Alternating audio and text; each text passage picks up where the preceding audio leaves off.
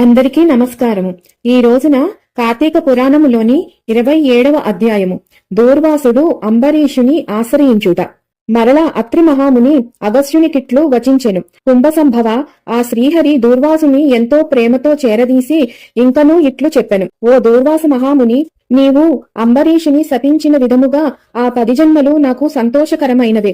నేను అవతారములు ఎత్తుట కష్టము కాదు. నీవు తపస్శాలివి, నీ మాటలకు విలువ ఇవ్వవలెను గాన అందులకు నేను అంగీకరించితిని. బ్రాహ్మణుల మాట అసత్యమైనచో వారికి గౌరవము ఉండదు.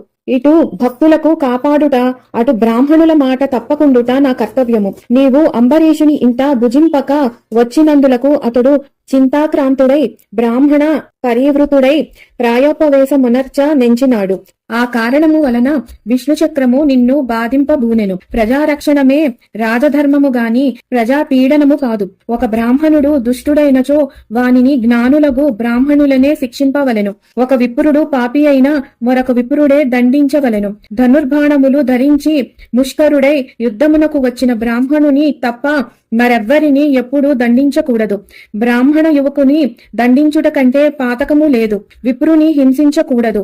హింసింప చేయువాడును బ్రాహ్మణ హంతకుని న్యాయశాస్త్రములు ఘోషించుచున్నవి. బ్రాహ్మణుని సిగపట్టి లాగిన వాడును, కాలితో తన్నిన వాడును, విప్రద్రవ్యమును హరించిన వాడును, బ్రాహ్మణుని గ్రామము నుండి తరిమివేసిన వాడును, విప్ర పరిత్యాగమొనరించిన వాడును బ్రహ్మ హంతకులే అగుదురు.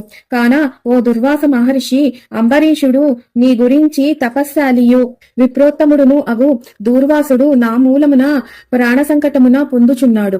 అయ్యో, నేను బ్రాహ్మణ హంతకుడు నైతినే అని పరితాపము పొందుచున్నాడు. కాబట్టి నీవు వేగమునే అంబరీషుని కడగేగము.